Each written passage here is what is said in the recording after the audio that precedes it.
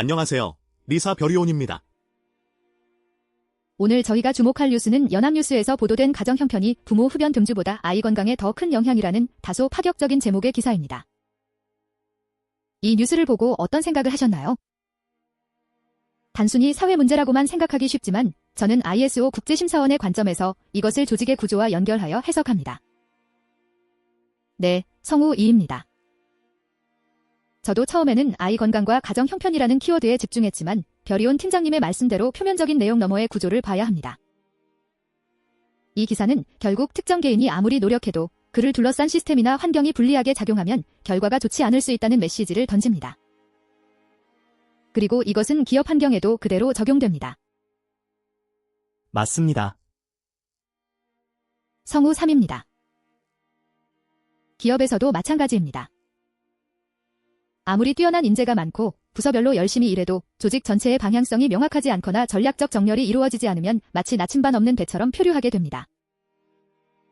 이 뉴스는 바로 그런 F1 병목의 본질을 보여준다고 할 수 있습니다. 아이 건강의 가장 중요한 요소가 가정 형편, 즉 가정이라는 시스템의 기반이 흔들릴 때라는 것이죠. 아주 정확한 지적입니다. 기업의 가정 형편은 바로 조직의 존재 목적과 장기 전략입니다. 이것이 튼튼하게 자리 잡고 있지 않으면 아무리 개별 부서에서 단기적인 성과를 내고 열심히 달려도 결국은 방향을 잃고 헤매게 되는 겁니다. 마치 열심히 달렸는데 알고 보니 엉뚱한 방향으로 가고 있었던 것과 같죠. 그런데 흥미로운 점은 많은 기업이 이런 F1 병목을 인식하지 못한다는 겁니다. 매출이 오르면 그저 잘하고 있다고 생각하거나 특정 신기술 도입이 유행하면 무조건 따라가려고 하죠. 본질적인 질문, 즉 우리는 무엇을 위해 존재하는가, 우리의 장기적인 경쟁력은 무엇인가를 놓치는 경우가 많습니다. 바로 ISO 9001 표준에서 4.1 조직과 상황 이해나 5.1 리더십 및 의지, 그리고 6.1 리스크 및 기회 조항들이 이 F1 병목과 직결됩니다. 조직의 외부 및 내부 상황을 이해하고 리더가 명확한 방향을 제시하며 그 방향에 맞춰 리스크와 기회를 식별하고 대응해야 한다는 거죠. 단순히 문서를 만드는 것이 아니라 경영의 전 과정이 이 방향성에 따라 정렬되어야 합니다. 제조업 현장에서는 이런 사례를 자주 볼 수 있습니다. 예를 들어 한 기업이 시장 호황기에 무리하게 생산 라인을 확장했는데 경기 침체가 오자 재고 부담이 커지고 유동성 위기에 빠지는 경우가 있습니다. 단기적인 시장 상황만 보고 성장이라는 추상적인 목표만 줬다가 회사의 핵심 역량이나 장기적인 존재 목적과의 정렬을 놓친 것이죠. 또 다른 예로는 4차 산업혁명 시대가 오면서 스마트 팩토리나 AI 도입이 유행하자 많은 기업이 충분한 검토 없이 관련 설비에 투자합니다. 그런데 막상 도입하고 보니 기존 생산 시스템과 전혀 맞지 않거나 데이터를 어떻게 활용할지에 대한 명확한 전략이 없어 투자 대비 효과를 보지 못하는 경우도 빈번합니다. 이러한 실패의 근본 원인은 단순히 기술이나 시장의 문제가 아닙니다. 바로 조직이 어떤 방향으로 나아갈지에 대한 명확한 전략 정렬 구조가 없었기 때문입니다.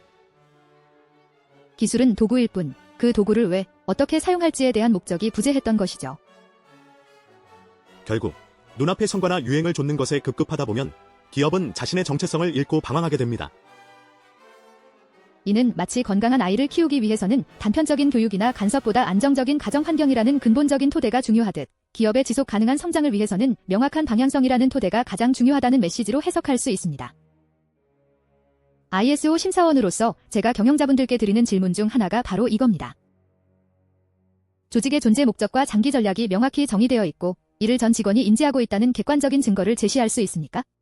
이 질문에 명확하게 답할 수 없다면 이미 F1 병목에 진입했을 가능성이 큽니다.